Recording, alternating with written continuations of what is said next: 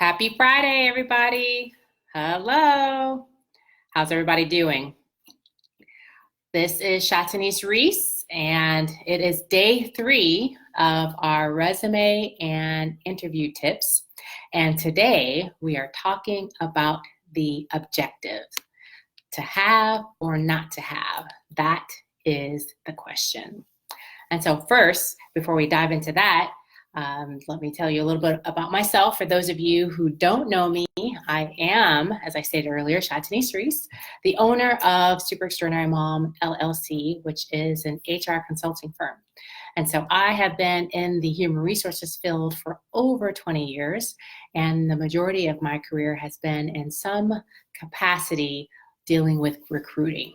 So I have conducted a plethora of interviews. I have reviewed hundreds and thousands of resumes and have also coached candidates in terms of preparing them for that interview. So that's me. And so by listening to today, as well as the previous 2 days, you will leave with an understanding of how to enhance your resume, as well as what is the significance and purpose of an elevator pitch so that you can actually create yours. And also we'll talk about cover letters and networking. So those are for the future days. Hey, Sor, thanks for joining. So let's dive in. The objectives. Do you really need an objective on your resume? Some of you may have seen, sometimes instead of objectives, people will have professional summaries, or a summary statement. And I would suggest that if you're just starting out fresh in your career, that you could certainly add an objective. The objective should not state, I am looking to find a job where I can advance my career. People want to be able to, employers want to know what you can offer for them and not focus primarily on what you're wanting or what you're hoping to gain. So you can craft it in such a way that you're trying to convey and articulate what it is that you want while still conveying and articulate what you can do for the company. So for example, as an HR professional, I could have an objective that states, seasoned HR professional seeking a leadership role where my project management and organizational development skills can be used to the greatest of their capacity. So you see what I did there? I talked about my background and also shared a little bit about my what I want to do and hoping to be brought on as a team member. And so you can twist it that way so that it works in your favor. I'm personally not a huge fan of objectives. I tend to counsel my clients to have more of professional summaries, career summaries.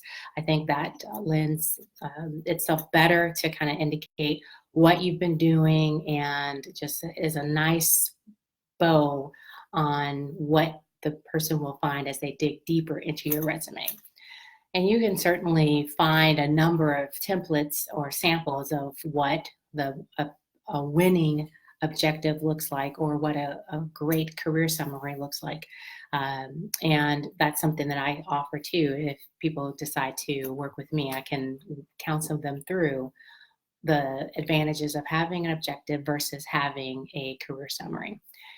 So if you're just out of high school, having a career objective is fine. So someone who's fresh out of high school, they would state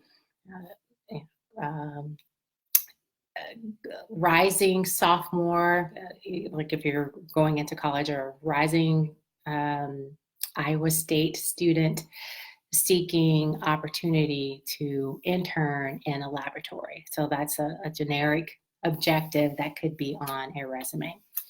But if you have been in the career field for a while, I would encourage you to work on a career summary or a professional summary. Those are much more prevalent than just having a career objective. And as I stated before, career objectives tend to be more candidate focused and not company focused. And the company wants to know what it is that you can do for them and not what it is that you want to do. And so that's the difference between an objective and a career summary. So if you are having or working on your career summary, it should only be about 3 sentences, three strong, solid sentences. It'd be great if it's 1 to 2.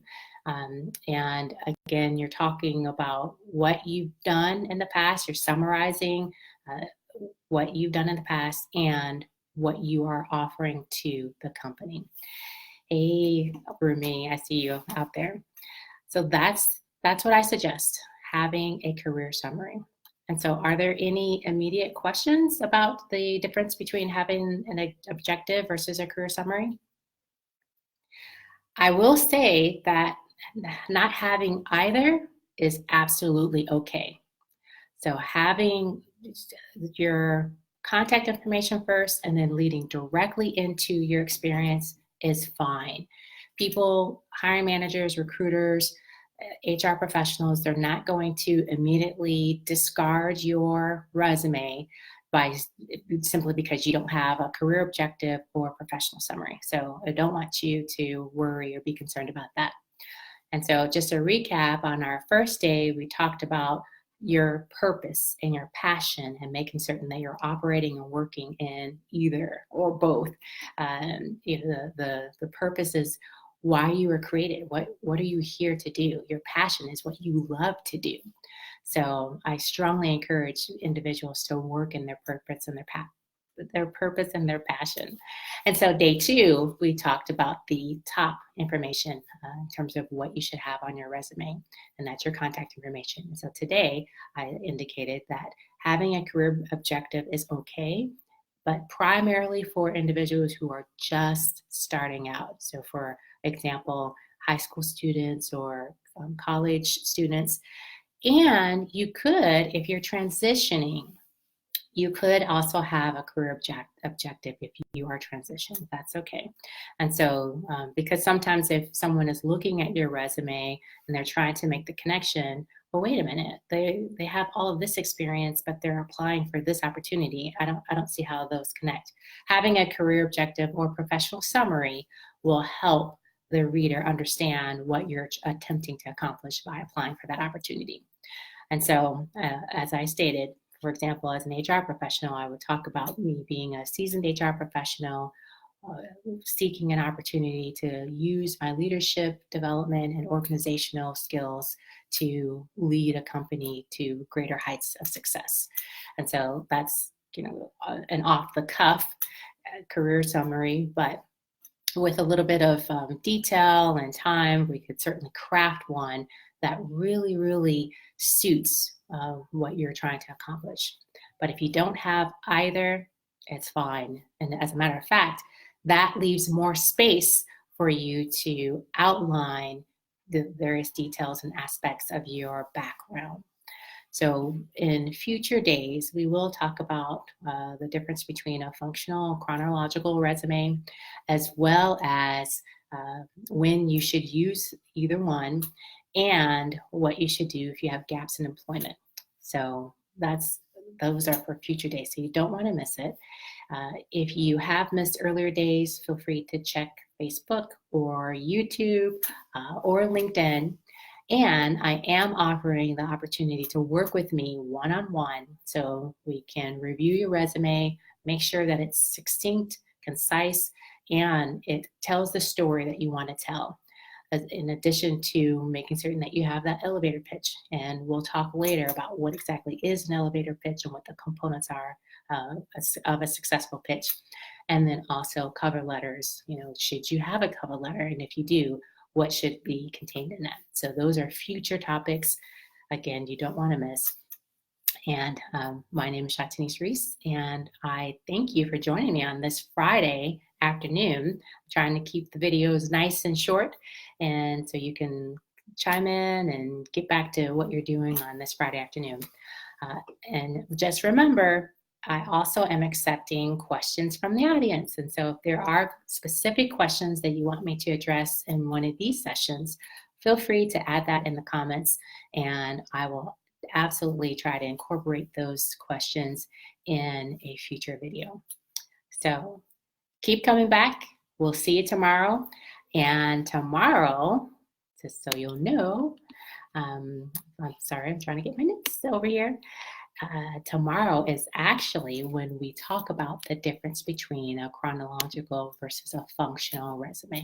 So come prepared to take notes, bring questions, and don't forget to share this. If there are other people who are in the stage of trying to figure out maybe what their next opportunity is, it's a great time to start thinking about what your resume looks like. And especially if you haven't been interviewing in a while, you may not know what the newest trends are as it pertains to resumes and interviews. So encourage people to chime in, join in, and share. So, and I'll see you soon. Take it easy. Again, Shatanice Reese here, and I'll see you tomorrow. Bye.